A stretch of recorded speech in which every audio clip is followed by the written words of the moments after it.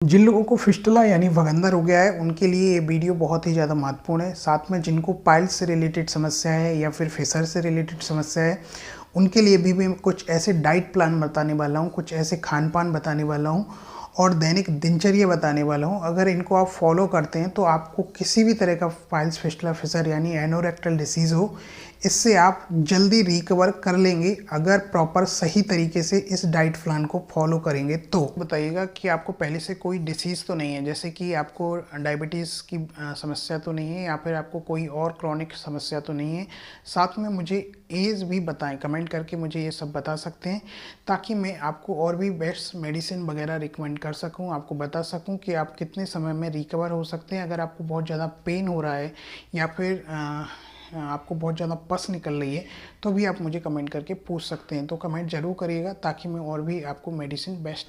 सबसे पहले मैं आपको बता दूं कि फिस्टुला यानी भगंदर होता क्या है। फिस्टुला यानी भगंदर में एक ट्रैक बन जाता है, एक रास्ता बन जाता है मल द्वार के बगल से। शुरुआत में ये फुंसी के समान दिखाई देता है।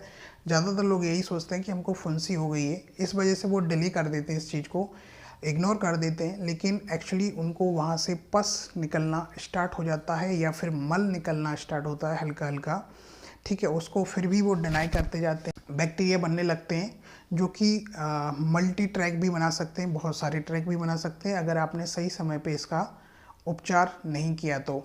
अब आपको करना क्या है वो भी मैं आपको बता देता हूँ। बहुत सारे लोग इंजेक्शन लगवा लेते हैं या फिर लेज़र लगवा लेते, लेज़र के माध्यम से ट्रीटमेंट करवाते हैं। पहले भी मैंने वीडियो में बताया था, अभी फिर से मैं थोड़ा रिव्यू दिए देता हूँ। ये परमानेंट क्योर नहीं दे सकता है आपको, क्योंकि इंजेक्शन आपको तुरंत थोड़ी रिलीफ तो देगा कुछ समय के लिए, ठीक है। आपको हो सकता है मस्सा गिरा भी दे, ठीक है। मस्सा अगर आपको हो गया साथ में पाइल्स का, वो भी गिरा दे। लेकिन अगर आपको फिस्टुला हो गया है, फिशर जो हो गया है, भगंदर जो हो गया है, उसमें आपको एक ट्रैक बन जाता है। ट्रैक में बैक्टीरिया भी होते हैं, मल का कुछ हिस्सा भी होता है और वहाँ पे जो टिश्यूज़ होते हैं जो कि ख़त्म हो जाते हैं, डेड टिश्यूज़ होते हैं, उनको प्रॉपरली हटाना पड़ता है। जब तक वो मल हटेगा नहीं, बैक्टीरिया वहाँ के टोटली ख़त्म नहीं होंगे, तब तक वहाँ पे थोड़ी सी भी इन्फेक्शन आपको होगा, थोड़ा सा भी जब भी आप मल पास करेंगे और वहाँ पे मल चला जाएगा तो फिर से बैक्टीरिया बनेंगे, डेफिनेटली फिर से बनेंगे। तो वो प्रॉपरली जब तक हटेगा नहीं, वो रास्ता की पूरी तरह से सफाई नहीं होगी, जो डेड टिश्यू हैं वो हटेंगे नहीं, वो परमानेंटली क्योर नहीं होगा, ठीक है। तो बहुत सारे लोग इंजेक्शन लगा देते हैं, इंजेक्शन से परमानेंटली सफाई नहीं होती है और लेज़र से भी परमानेंट सफाई नहीं होती है, परमानेंट आप रिलीफ नहीं पा सकते हैं। अगर आपका हल्का फुल्का समस्या है तो ज़रूर थोड़ा बहुत इनसे रिलैक्स मिल सकता है। बाकी अगर आपको परमानेंट क्योर होना है तो इसकी थोड़ी सफाई करवाएं, डॉक्टर से सफाई करवाएं। थोड़ा समय लगेगा सफाई होने में, थोड़ा दर्द हो सकता है, मैं ये नहीं बोल रहा हूँ कि दर्द ना हो, दर्द हो सकता है क्योंकि वहाँ पे आपको पेरोक्साइड देना पड़ता है, बीटाडिन देना पड़ता है प्रॉपर, ठीक है। वो सफाई करने के लिए डेड टिश्यू हटाने पड़ते हैं। सबसे बेहतरीन जो तरीका है वो आयुर्वेद में क्षार सूत्र है।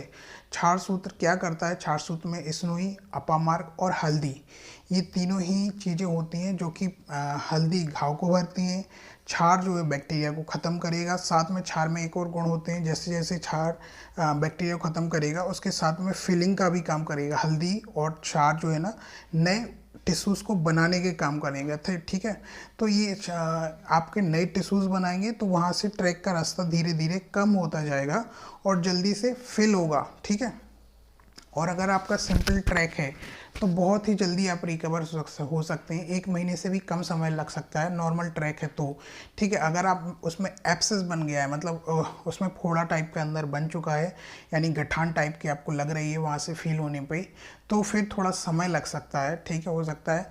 लेकिन कुछ ऐसी मेडिसिन भी आती हैं और कुछ ऐसे तरीके भी होते हैं, डॉक्टर का सही तरीके से धागा डालना, सही तरीके से धागा निकालना, ये बहुत ज़्यादा महत्वपूर्ण होता है। मैं जब ट्रीटमेंट करता हूँ तो बहुत सारे पेशेंट हमारे जो सीनियर सर हैं उनसे बोलते हैं कि सिर्फ मेरे से ही ट्रीटमेंट कराना चाहते हैं। तो ऐसे आपका डॉक्टर जो है वो कितने अच्छे तरीके से धागा सही तरीके से डाल रहा है, सही तरीके से निकाल रहा है कि नहीं, ये बहुत ज़्यादा महत्वपूर्ण होता है।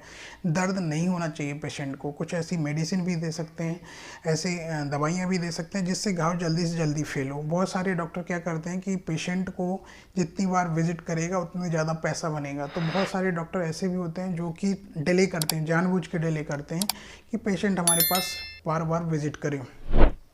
अब मैं कुछ ऐसे डाइट प्लान बता रहा हूँ कि जिससे आपको किसी भी तरह की एनोरेक्टल समस्या हो वाली, वो पाइल्स हो, फिस्टुला हो, फिशर हो, ठीक है, तीनों में ही ये बहुत ज़्यादा उपयोगी होता है। दोस्तों, इनको सबसे बड़ी समस्या जो होती है वो एक कब्ज की समस्या की वजह से ये तीनों रोग एनोरेक्टल से रिलेटेड समस्याएं होती हैं। तो आपको कब्ज रिलीफ के लिए त्रिफला चूर्ण ले सकते हैं।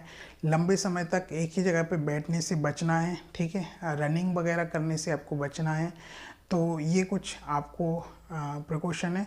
साथ में और भी चीज़ें, पपीता वगैरह खा सकते हैं आप, छाछ ले सकते हैं, ये बहुत ही ज़्यादा फ़ायदेमंद हो सकता है।